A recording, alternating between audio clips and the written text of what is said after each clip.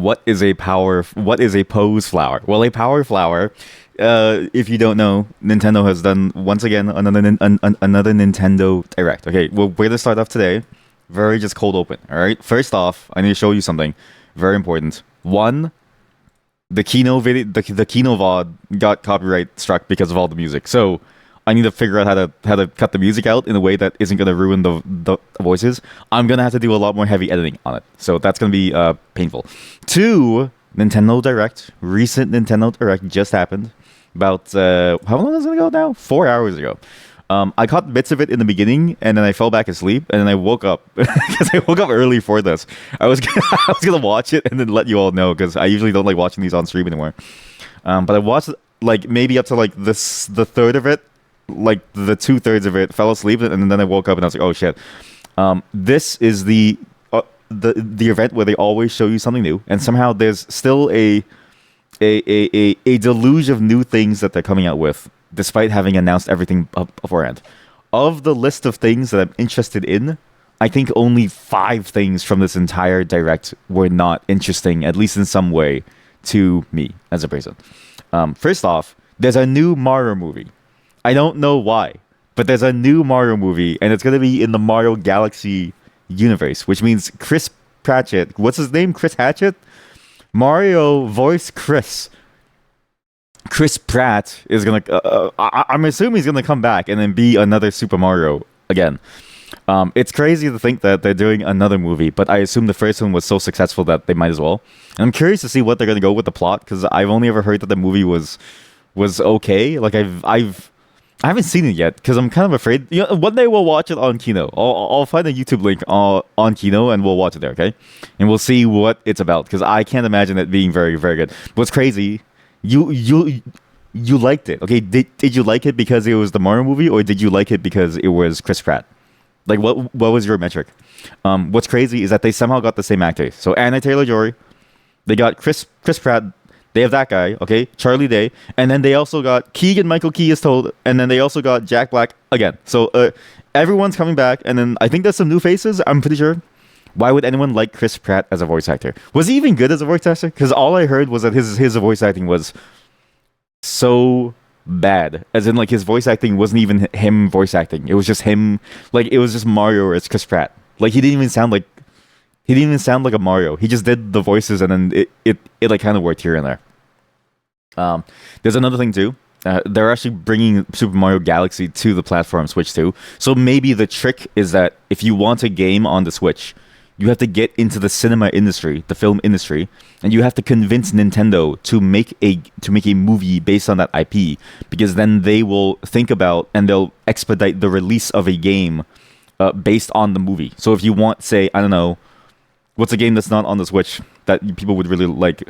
I don't know, because now Final Fantasy VII is on the Switch too. So there's Mario Tennis. I'm actually a huge fan of Mario Tennis. I enjoyed the game a lot. What's crazy is that it has a ranked mode. So they announced that there's going to be a ranked mode in this game.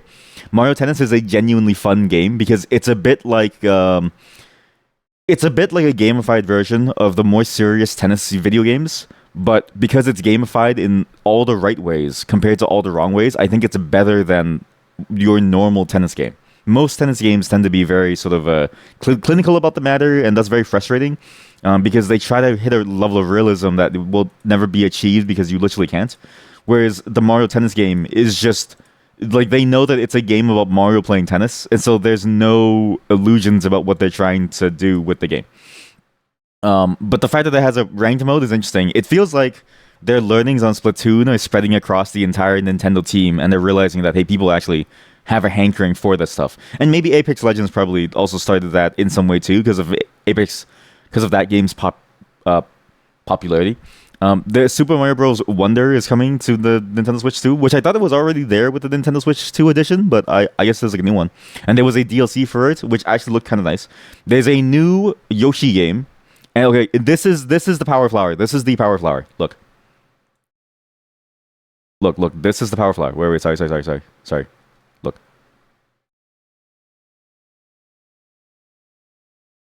Okay, wait, sorry. Just let him say his thing. This is it. The talking. Well, I guess it's not a Power Flower. But there's a real one now. This- What's interesting is that it's not an interactive product. What's crazy about that tagline is that you'll just have it on your desk and randomly it'll say things. I don't know by what metric does it say things, or like what, like maybe that's not what it means by interactive product. Like maybe what it means is that it's not interactive like a video game. You have to press the button because like I can't imagine a world where a thing that randomly talks to you is not terrifying and or it's like annoying. Look at this. And you know what's crazy? You can now actually do a full-on Nintendo theme stream. So you can get the Nintendo camera hooked up to your Nintendo Switch, and then you can have the flower, and then you can literally stream. You can do everything from a Nintendo Switch too. I think the only thing missing is Discord, and that's probably gonna come at some point. It's like when a Furby is broken. Yeah, exactly. It's like a demon in your ear telling you things. Yeah, broken Furby. Oh my god. Banapat.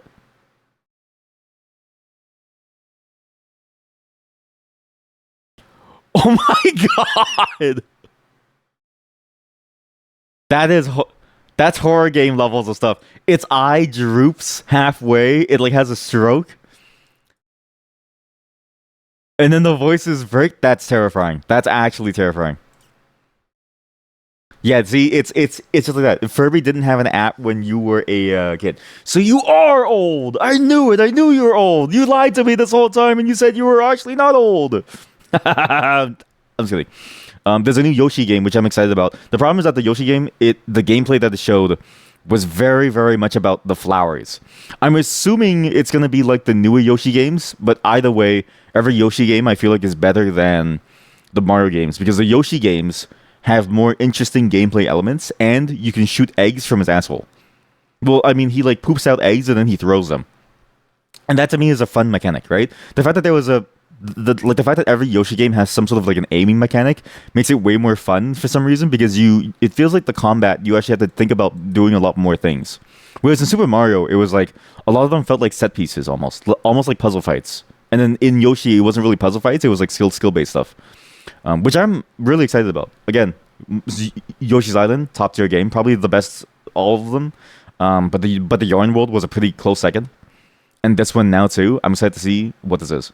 There's also some other games, some random, I don't know, just random indie games. There's like a lot of these indie games. Oh yeah, there was also this one for Dinkum. There's like a lot of them. Tomodachi Life. This is one that I think is going to be fantastic. I actually had the first one on my DS, but the problem is that the lifespan of my DS wasn't very long. Okay, both of them died. Both of them died. The DS gave to my niece. It died. I don't know how. The screen snapped.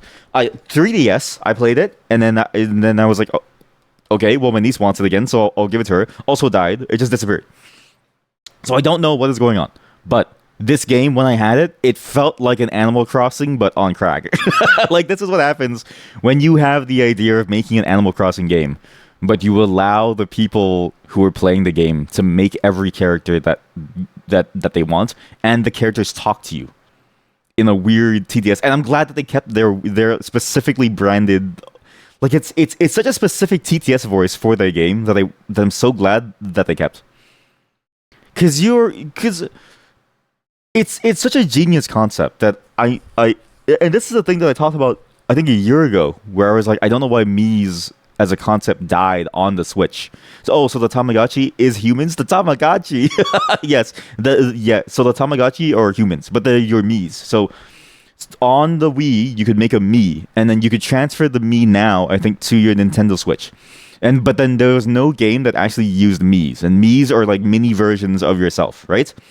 And now, finally, there's a game for Mii's, and the whole point of the Mii's was you want to make your own character. What the? You want to see cute ones? Well, you don't have to make them cute. I'm just saying that like mine are going to be ugly. Mine are going to be very ugly. I'm going to make them look very, very awful. But what's funny is that you can make your own cute ones, and if they do the same features as Tamagotchi Life with the online stuff, you can actually have yours show up in other people's worlds. So presumably yours might show up in my world. Final Fantasy VII. I'm surprised once again that somehow Nintendo was getting all of these when they're typically considered to be a competitor to Sony.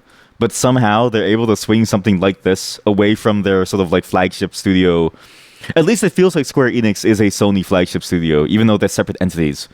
And then getting this game on the Switch is kind of nice too, because this game is a very good fit for the Switch. Of the games that I think would translate well to the Switch's handheld format with the pausing, Final Fantasy VII is one of those because the graphics are really cool. But the problem is that 99% of the game is you walking around in places that you can't save in. I'm not even kidding you. That was the worst part of the game because when you had to go do something, you just had to like leave your system on, and it was a huge drag. Whereas here, you can just turn your Switch down, and all of a sudden, it's like good, right? There was a Hades 2 announcement. I'm pretty sure this is like getting close to the full release now, but I don't really know if it's like super full release. But presumably, if they're thinking about the Nintendo Switch 2 edition of it, then they're probably getting closer to 1.0. But I've also seen that the game is like very, very far ahead, and we played the one time on the stream, and we never played again. But at some point, we'll play it again. But it is coming soon. Oh, yeah. Here, look. Today, right on Steam, we're excited to announce that Hades 2 1.0 is coming very soon on September 25th, 2025. There are too many games coming out. We have to beat Silksong. We have to beat Silksong. This is hard. There's Air Riders, and then there's Hyrule Warriors. This is the game that I'm excited about.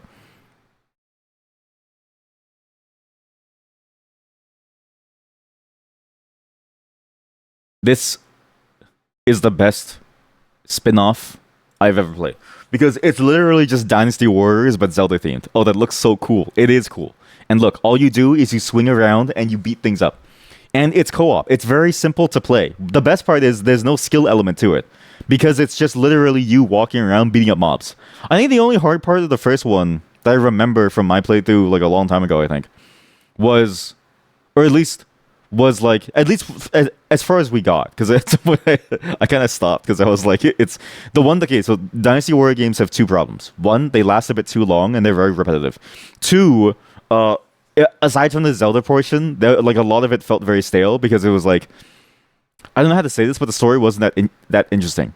I'm hoping that the second one actually makes the story more interesting, but it is the best spin-off of the Zelda series. Like, I would prefer to play Hyrule Warriors over something like whatchamacallit,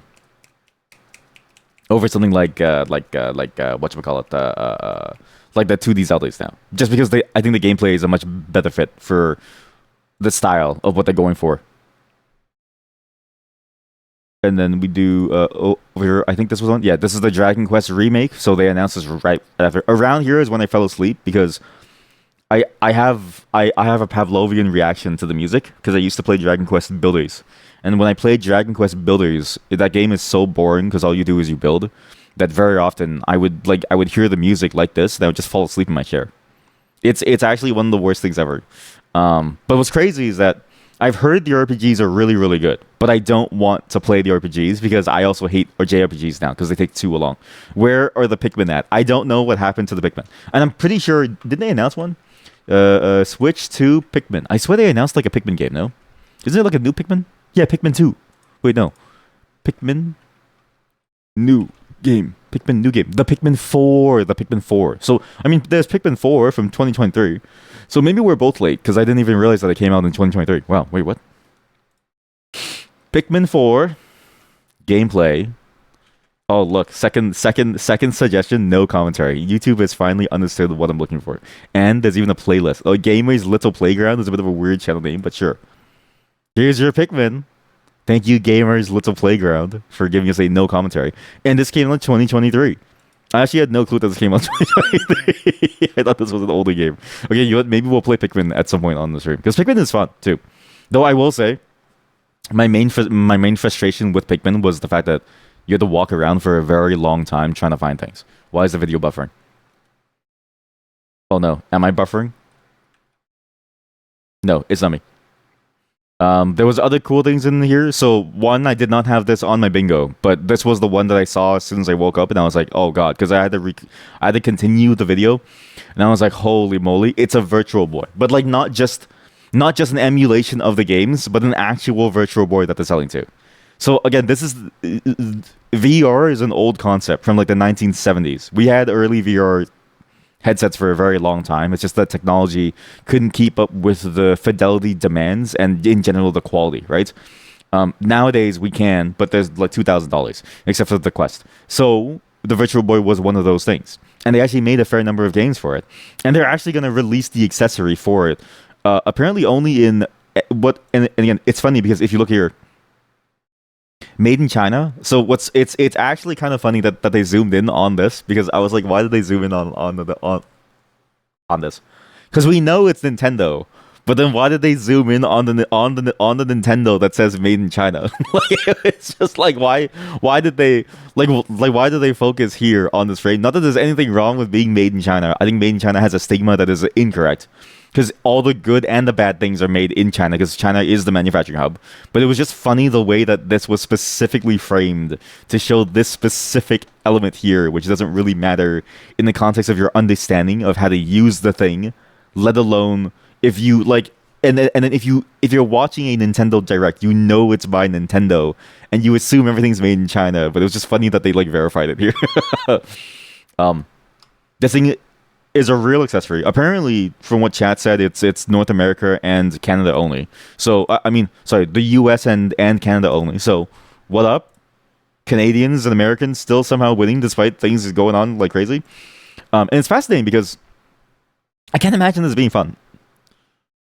Not that it's like a bad thing, but I look at this and I go, I'm not gonna pay $500 for an accessory to play stuff like this.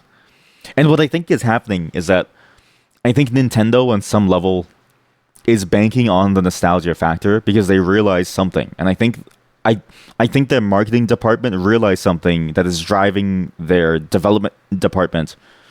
I think they realize that they have a large nostalgia base of users that want to play the things that they used to play. It looks like being trapped in a fever dream. It really does, right? Because everything's in this like red monzo. Because that's the thing. Imagine this on your eyes 24/7. The flickering lights, and again, because it's VR, it's in 3D, so you see it. So it's this like really red, monochrome color and stuff.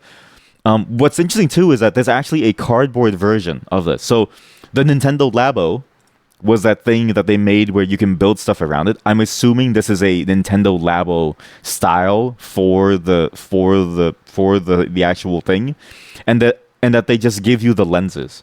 But what's funny is that the lenses are the thing that are most likely to break. The housing of any VR headset is to protect the lenses. It's not really like it's for comfort and stuff, but it's mainly to keep the lenses safe.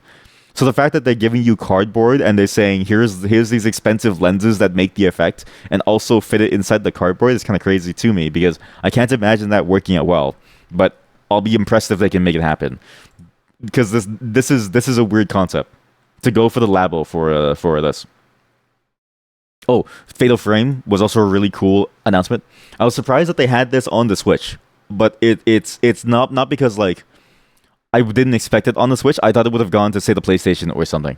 However, I also don't know how many platforms this is on, and whether or not this is even out at the moment. Like, I have no clue if this game is currently out at the moment, or if it's like a new announcement. I didn't care too much about it till I asked. There's this other game that I didn't really care about in the middle over here. I think this was Overcooked 2. There's a like they do this like indie game segment for like the only indie game that I cared about, and one that I think you will enjoy too. It's Suika. It's Suika game.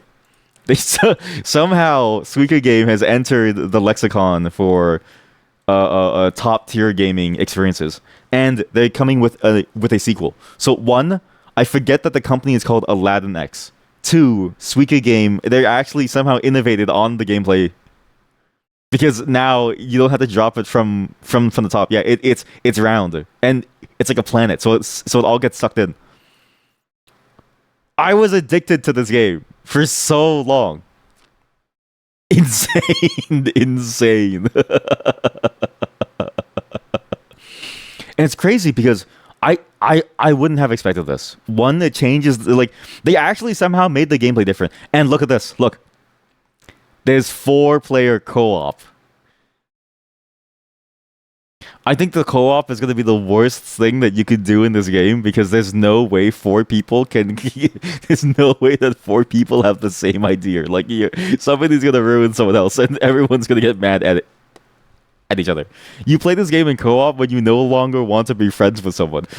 Yeah, exactly. Raging at your friend for dropping the strawberry there. Yeah. Why'd you drop the strawberry there? My orange is gone. It's just such a funny concept to have this game of all games. And again, it's not even like a bad concept. It actually is like it actually looks like a genuinely fun upgrade to the base formula. I actually think this is going to be a banger of a game. It's going to be a fun arcade game that you go into, and because it's co-op, you and your friend can talk about deep, heavy shit while you play this game. I actually think that there's a market for it. This is my day one. This is my only day one game, and it's coming to it's coming to Switch One. And finally, the one game that I was super excited about, that I've been waiting for so long, the new Metroid Prime. This is actual cinema. I've played every single Metroid game, all the way from the GBA to the DS. I even went back to play the SNES version. I played every single one. And this one, the announcer for it was so sick because they showed the bike. And it's this immediately made me go, they know what they're doing. That they're finally thinking about expanding the horizons for the scope of the game. Like, it's gonna be like it feels like they're trying to target something more like an open world Metroid, which I think of all the things makes the most sense for Metroid. I think for Metroid in particular, it's interesting because the Metroid Prime games have always been about selling this illusion that it's open world, right? But I actually think it works well with an open world because that's sort of the Metroidvania formula, but applied to all three dimensions in an almost limitless fashion. Sorry, my wife is texting me, and my wife comes first.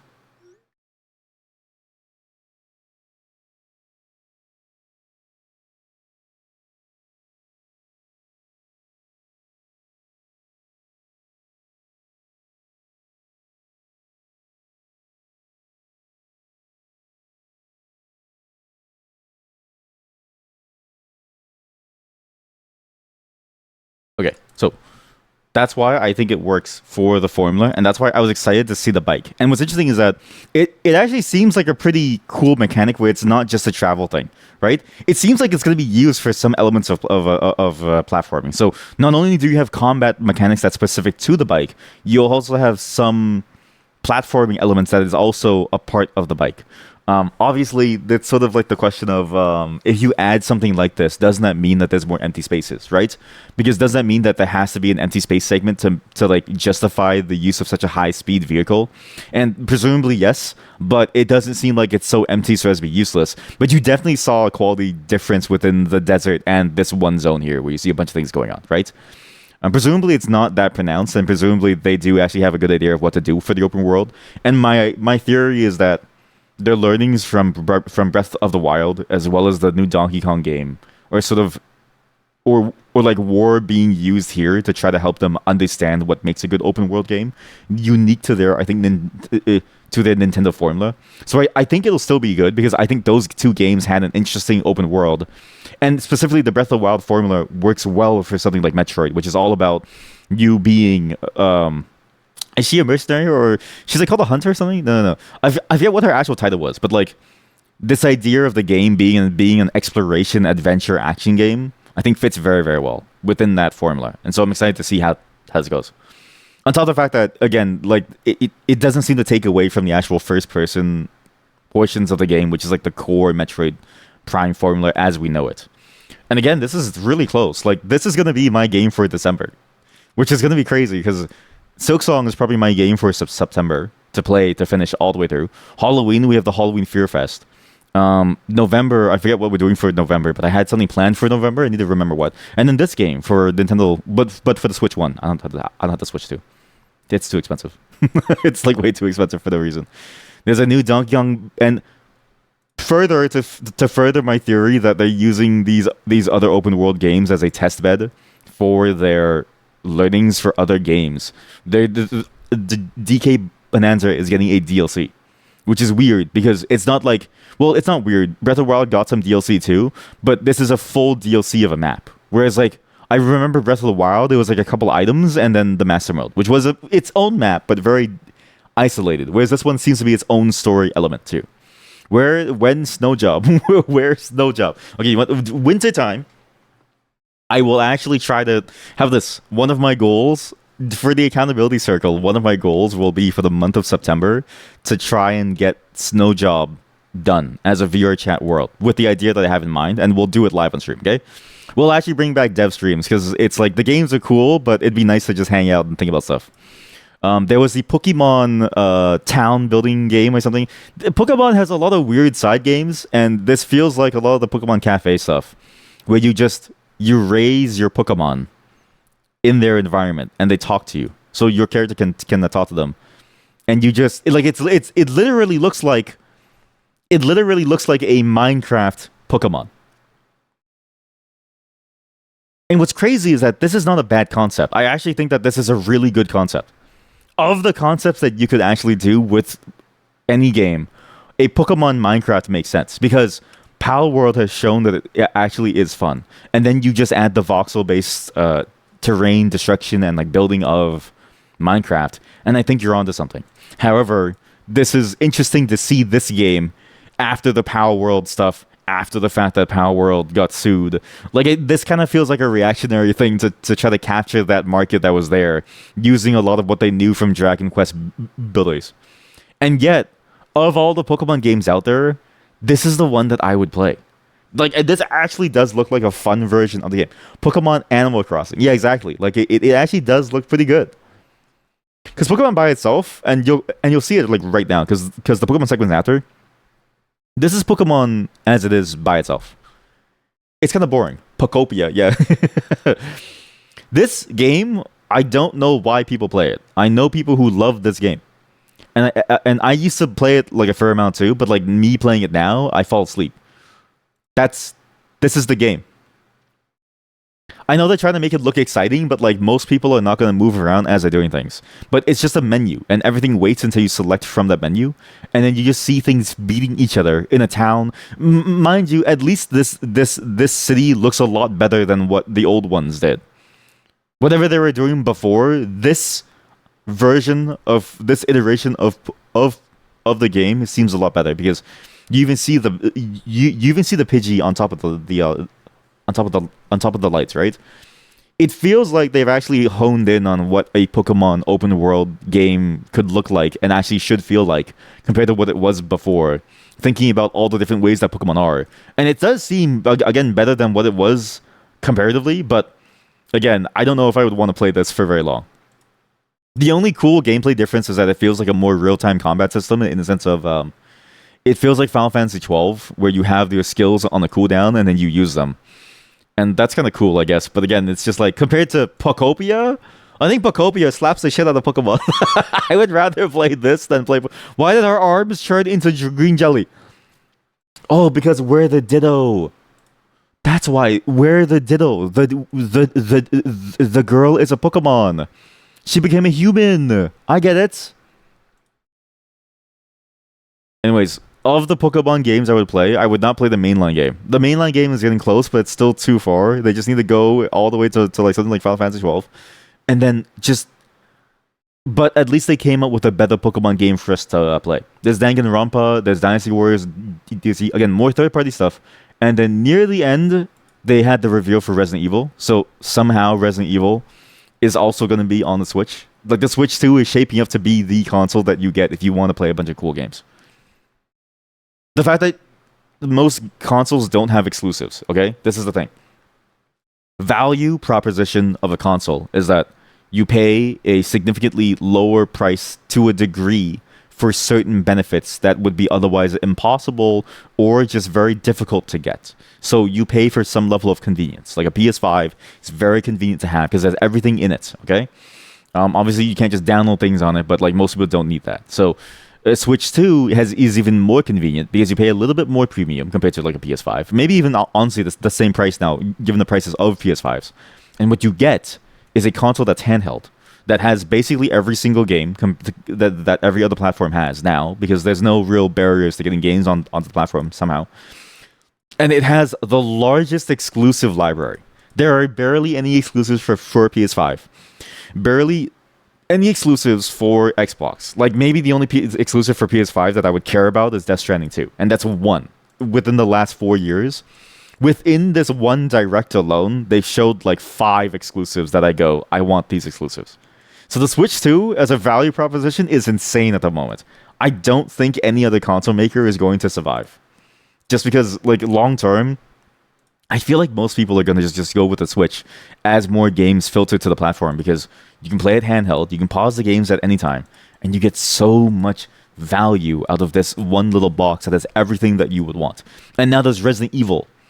It's a typically PC console game, which, I mean, obviously you can tell is very low quality in the various places, but it's not taking away from the experience, if that makes sense. Obviously, it's not going to look as cool and as scary on PC, but I think in general, the fear of the game was already sort of jump scary slash mood based, and so I think it still is going to fit the bill very, very well. And the gameplay, as far as we know, is going to be the same as any other console game with shooting games. And Resident Evil historically has always felt very good on a controller, even as a shooting game. In fact, even the new RE4 in many ways feels better on controller to shoot with than necessarily the the mouse and keyboard scheme. And this is fascinating because, again, at what point do you say, okay, well, at what point do you say maybe I'll sell my other consoles for a Switch too? Because even looking at my PS4, like, I don't even play that thing. I played for like 2 games, Sekiro and Ghost of Tsushima, and it's like beyond that, there was nothing else on the platform that was like super amazing to me. God of War is like God of War. It's like it's cool and all, but like at that point, it's like maybe I just sell the thing. Maybe I just sell everything for a Switch too. Maybe I'll sell my soul. And then they showed a little bit of the concept art here, which was interesting because they also showed the street as well. There's a new Fire Emblem game. This was the big announcement that they had at the end. So every Nintendo Direct at the end, and this was the one that I was actually pretty excited for. I'm a big sucker for strategy games. I'm a big sucker for tactics games, but I'm especially a pretty big sucker for Fire Emblem. I really enjoyed the formula of gameplay that was in there. It's crazy to me that a game that has permadeath, where you can lose characters forever and you will never know their story if you play poorly, became such a popular type of game. Like, you had to execute so well within this game to prevent people from dying, to be able to play this game and see everything that it had to offer. It was such a high skill cap, and yet it was so popular despite that. And then this one, it looks even better because they actually seem to go even further now.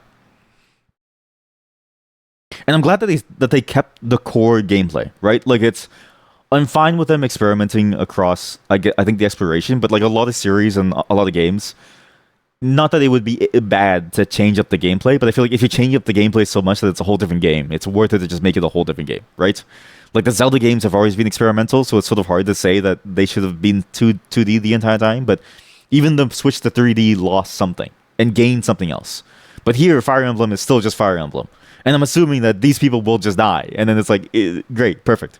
That's what I want. I want the fear of going into a strategy battle and then never knowing if these characters are going to make it home, and never knowing if all of my time will be wasted. The only downside to this game that I distinctly remember is that it had the same problem as Final Fantasy Tactics, where a lot of the gameplay of these games really is just minimally tactical. Very minimally tactical. Like, it was very hard to sort of feel like you were building a strategy that you were working towards across the entire game. It was very much a game of just do as much damage as you can to one person and take people out ASAP. So, we'll see how it goes. Hello, my baby. Hello, my honey. Hello, my ragtime guy. I like it, especially to like guys or gal. Yeah, I'm excited for a lot of things here. Again, of my list, only the independent developer section was basically ignored on my list of games from this entire thing. And I was very excited about that because usually, the independent section can almost overwhelm the mainline games. Like, if I look at a game show, like, say, the Sony one, or like the Games Fest or something, oftentimes the independent games sort of overwhelm it. But for Nintendo, somehow their mainline games are just very uniquely good. You try not to misgender. Good job. I'm proud of you, girl. You're over here with your what? You're over here with your Golden Sun copium. Yeah, what happened to that series? Golden Sun was another like close second, right? Of the tactical genre. And then it just never came back, no? Or wait, am I thinking of the right one? Golden Sun Tactics? Or no, wait, or was Golden Sun the one that was like the series of Mana? Or like the Mana series? I can't remember which one it was. No, yeah. This was it, no? The guys who make it are forced to make Mario sports games now. Wait, wait. Golden Sun. Okay, Golden Sun. Camelot Software Planning is a Japanese video game developer. Credited games: Shining Darkness, Shining Force, Shining Wisdom, Mario Golf. 1999 was the start of the end, and then now it's Mario Tennis, Mario Golf, one Golden Sun, and then Mario Golf, Mario Tennis, Mario Golf. What's crazy is that I don't even know if they're making the new Mario Tennis game, because there's a new Mario Tennis game with ranked, right? So they might just be like, they might have even been pushed off of Mario Tennis, and they might be only on Mario Golf now. Not to say that Mario Golf is bad. I think Mario Golf is a very fun game, but like, damn, you lose one of your two forced games. Wow. Yeah, well, you know what? Maybe it's to say that Golden Sun is shit. Golden Sun gameplay, no commentary. I don't even I don't even remember anything meaningful from Golden Sun. So maybe it's just a bad game. Was it really just a JRPG? I swear it was different from a JRPG. I swear it wasn't a JRPG. I swear Golden Sun was a tactics game. The music is peak. Okay, fine, the music is like good. But music alone can't carry a game. And the music is actually good. It's kind of hardcore, actually. Damn, the art actually does look insanely cool. Why does game... So, how does this game fail? Because it's actually pretty good. Even just looking at this is very advanced for the time. Like, this entire thing, this is crazy good. Because Final Fantasy 9, for instance... Final Fantasy 9 did not look nearly that interesting, in spite of the fact that it had more fidelity. And this is my favorite one. This is my favorite Final Fantasy. So like I'm biased, and even I say that this doesn't do well. You know what I mean? Like, this doesn't do well. The music guy went on to do Dark Souls music. What? They made a mediocre sequel in the DS. Oh, and it didn't do well. Golden Sun DS. I mean, to be fair, I feel like the DS era for Nintendo, for me, was marked by, at least the business side, it didn't feel like the DS was being marketed well at all. Like, it felt like all of Nintendo stuff was doing poorly during the DS era. Like, of all the times that they could make games, this is the best time to come back. But for me, it was like, it felt like during the DS era, they just failed at everything. Greetings, Shatter. Golden Sun, Dark Dawn. Dark? Dark. We'll do a long play if he says a single fucking word. Okay, good. I mean, chat, you can't deny that this doesn't look too enticing. Like, it's just... Like, this is the thing, right? They make way better tennis games than they ever made JRPG games. I'm gonna say it. Not to say that JRPGs are bad, but, like, it's really hard to make a JRPG interesting and good in this new realm of time. The art was amazing for the GBA. Yeah, but not for the DS. The DS. I mean, to be fair, you know, like, the art is actually pretty good for the DS too. But like, on the DS, right? I like, to me, the DS, it was not a console for this. Like, the DS was very quickly, I think, in my mind, relegated to something like a social console. Like, it's hard to explain, but I remember it more for games like Tamagotchi Life and Animal Crossing than I do games like JRPGs. In fact, the only game that I played that wasn't one of those games was Super Mario and Metroid Hunters. That's it. I love how that's an emote. Hey, did everyone here choose their emote? Mod, what's your emote, Mod? She has no emote. What's your emote? That's your emote. Okay, good. Okay, we have to choose a... Okay, Mod, go to 7TV, find the emote that you like, and then use that for yourself, okay? But yeah, what, like, me looking at this makes me go, I don't know if I would play it either, just because... And again, JRPG formulas are kind of hard to want to play, right? You don't have an emote. Well, so now you get to choose one, okay? So go to 7TV. Do you know how to use 7TV? You know how? You're on Go on mobile. Okay, well, just go to that website. I think on mobile you can actually see it. Maybe I can do do like F12.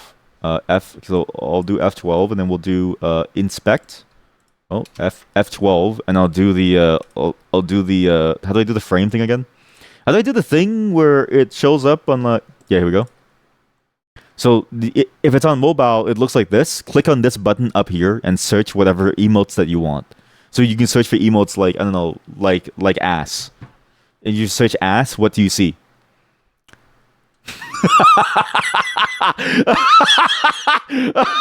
Absolute ass. Holy shit, that's good. Wow, that's actually really good. That's a good emote. And you go back here and you see even more. What? Chat, these are real emotes. These are approved. Is this approved? Personal use denied. These are real emotes. Why? What is this? Absolute ass. I'm gonna stick with the.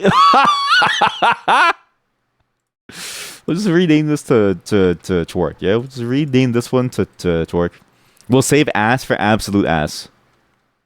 But yeah, you can search something like that and then find the emote that you want. 7TV is technically a Gunner platform. Like it's technically a Gunner platform. You can't convince me otherwise. That's not a Gunner platform. It's definitely a Gunner platform. Sorry, that was a bit of a air jump scare.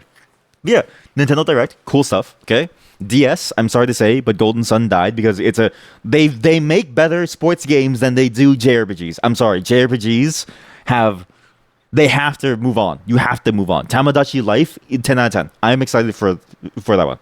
We might okay. Listen, would you all be down to join like a cult compound? Would you be down to join my personal cult compound? And we get to go there. If you make me a 7TV admin. If I make you a 7TV admin, you'll add a lot of great emotes. How about you just send me links to the emotes and I filter whether or not I want to? Because whatever you want, I don't care. Not that I don't care about you, but that's not the point. You know what I mean? Like, that's boring. Well, then, no. You should go stream if you want to have your own emotes. That's your channel. These are my emotes. If I put you... If I put you in mine, you'll put me in yours. I have to, it's hard for me to like translate the like terms, right? Like it's hard to translate the terms around, right? I'm not gonna add anybody else to mine. Okay, the reason why mine is because I choose what I find funny. Okay, I find absolute ass funny. All right, absolute ass is wait, it didn't work. Ass is funny. Okay, ass is funny. Why is it lowercase and not uppercase? What is this? Cat? All right, I'll add this, but I want you to know I'm gonna add this, but this is a mid emote to me. This is a very mid emote to me. It's not that it's a bad emote. I'm just saying that it doesn't make me feel any particular way. It doesn't make me laugh. It doesn't make me go like something, like. But like that's why you can't be the admin because we have different tastes, right? 7TV emotes. You were testing if I would add it if I hate it. Well, yeah, because it's like if you send something and it's like, okay, there's space, then I'll do it. Once we run out of space, which is, I mean, granted, seven more emotes and we're out of space. Once we run out of space, the bar is gonna get way higher, right? But the next 7 emotes that go in are basically we can just toss anything in. But I will say, like that one was kind of boring. Okay, see, this one's good. That's a good cat emote. All right, now there's 6 slots. Are you ready? Are you prepared for the six slots? Because once the 6 slots are gone, then we won't get any more like that, right? And that's a good emote. Of the cats, that's the best one. While you think about that, today we're gonna be doing some things. So this is not just a Nintendo day. Sorry. Let me sip some coffee first, though, because the whole point of it is the cat with knife emoji. The whole point of the coffee is to help me get through today because there's going to be a fair amount of stuff today.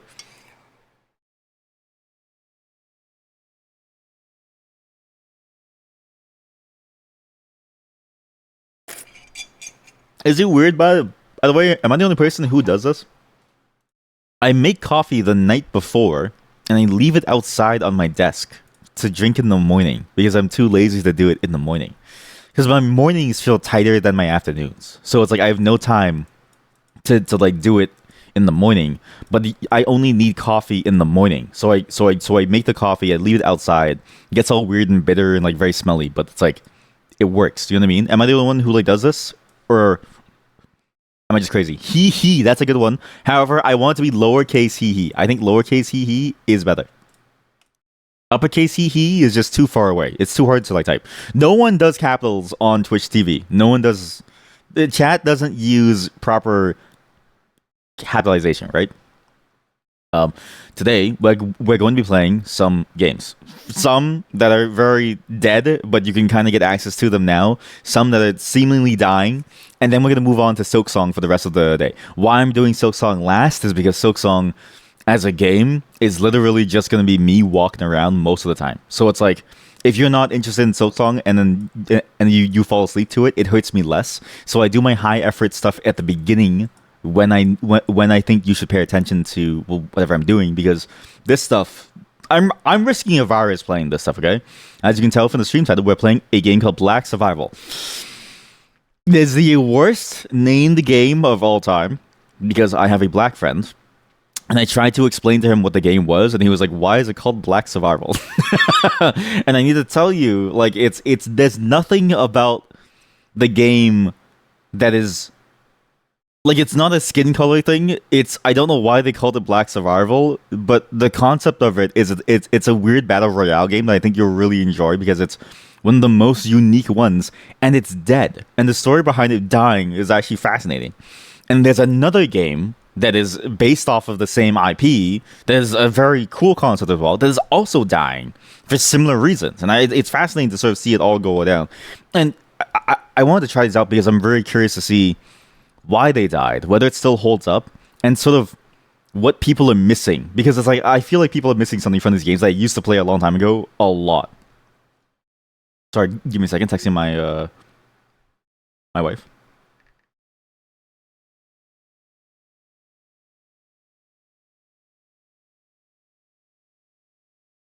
After that, we'll be doing some Silksong, but that's what we're going to be doing first. Hi, wife. No, she's my wife. She's not your wife, okay? You don't get to say hi, wife. You get to say hi, XYZ person's. Say her name. Say her name, or say that she's my wife. She's not your wife. Took a nap. That one's good. Idiot. That one's also really good. All right. The cat emotes are in. Thank you for your sacrifices. XYZs. You know what's crazy? I say XYZ, but then it's like, it should be XYZ. What's her name? Nice bait. We are moving on now. Mods! Goodbye, everyone. I'm going to go do my obligations for the accountability circle. If you're in the accountability circle, I'm watching you, okay? Every moment that you spend on Discord is a moment that I know that you're not keeping your accountability thing going, okay? Or maybe you are, and maybe you just are really good at multitasking. I'm not. See you all tomorrow. As for tomorrow, I don't think there's going to be anything crazy for tomorrow. I think tomorrow I just wanted to go full on Silksong. Oh, no. Sorry, I did plan something interesting tomorrow. I don't know how long this one is going to be. I'm hoping it's only 2 hours, but this one should also be a short one. GG, remember to check if the links are purple. Who are you?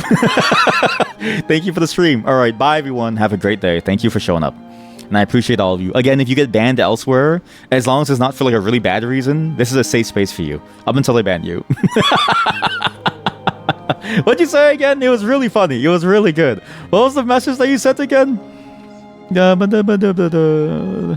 Oh yeah, this explains a lot. This explains a lot about all of you.